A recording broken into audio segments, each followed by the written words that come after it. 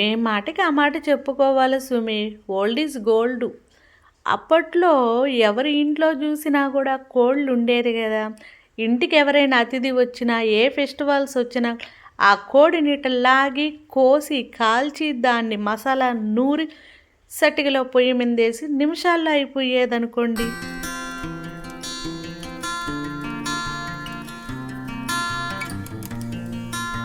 ఇప్పుడైతే మనము ప్రాసెస్లోకి వెళ్ళిపోదాం.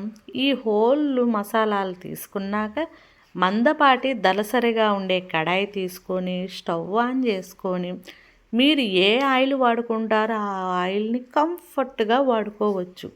ఇప్పుడైతే మన మసాలా దినుసులు వేసి అలా ఇలా ఇలా అలా ఒక 50% యాగనిచ్చి మంచి స్మెల్ బయటకు వచ్చినాక ఆనియన్స్ని మరీ సన్నంగా కాదు, మరీ పెద్దంగా కాదు, ఒక మోస్తారు మీడియం సైజు తరుక్కోండి.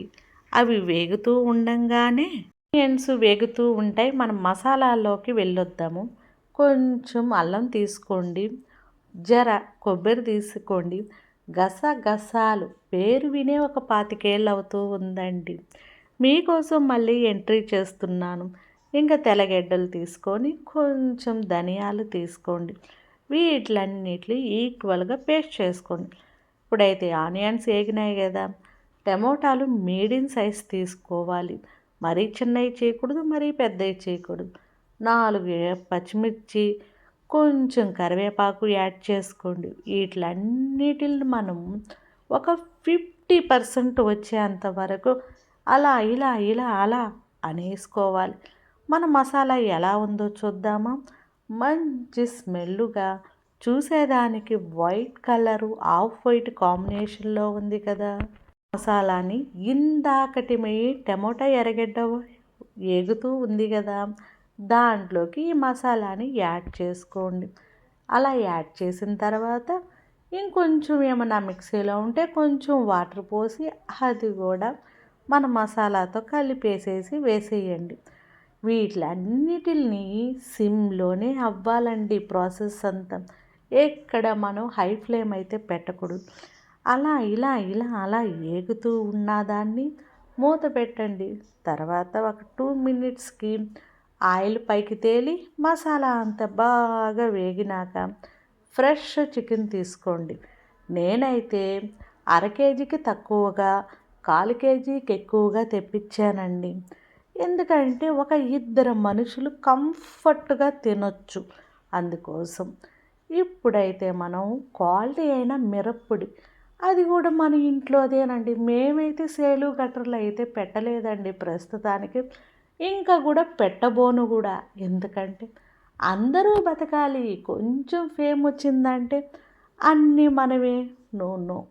ఇంకా కల్లుప్పు, గరం మసాలా యాడ్ చేసుకున్నాక కూసంత పసుపుడి యాడ్ చేసుకోండి.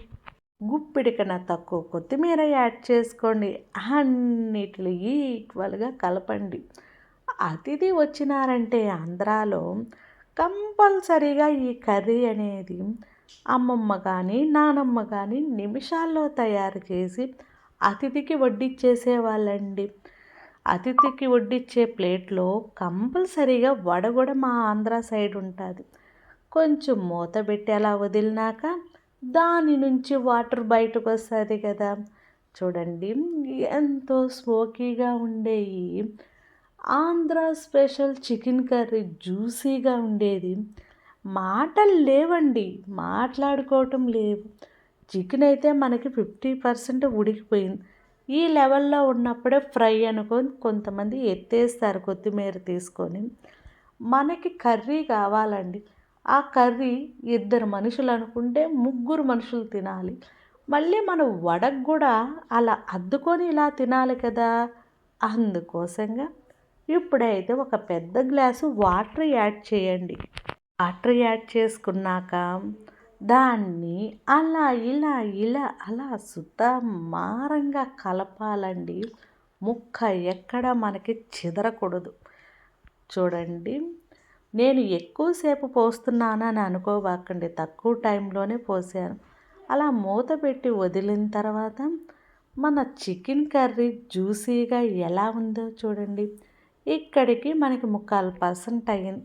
మళ్ళీ అదే పెట్టి కుక్ అవుతుంది అని వదిలేసినాక ఇప్పుడు చూడండి మనకి ఏ దశలో కావాలంటే ఆ దశలో ఎత్తుకోవచ్చు. నేను మరీ సెమీ గ్రేవీగా కావాలనుకుంటున్నాను. అందుకోసంగా మూత పెట్టి అలా వదిలినాక మన ఎమ్మి ఎమ్మి జ్యూసీ చికెన్ అయితే అయిపోయిందండి. ఆంధ్ర స్పెషల్ గుప్పిడి కొత్తిమీర తీసుకొని దానికి అలా అలా అలా సుతమారంగా వేసుకున్నాక ఇది మాటలు లేవులే చారి. నైట్ అయితే మనకి మిగలలేదు. అందుకోసంగా మీకు తట్టలో రైస్ రాలా ఈరోజు. అది లెక్క. 2 చపాతీ అయితే మా చిన్నమ్మకు వచ్చింది. టేస్ట్ అయితే అమోఘంగా ఉంటుంది. ఇంకా మనం చెప్పలేం ఎదురు. అందుకోసం ఇంట్లో వాళ్ళకి వడ్డించేయటం తప్ప. టేస్ట్ అమోఘంగా ఉంటుందండి. మళ్ళీ మళ్ళీ చేసుకో తినండి. మళ్ళీ మంచి వీడియోతో మీ ముందర ఉంటుంది మీ మధు. బాయ్.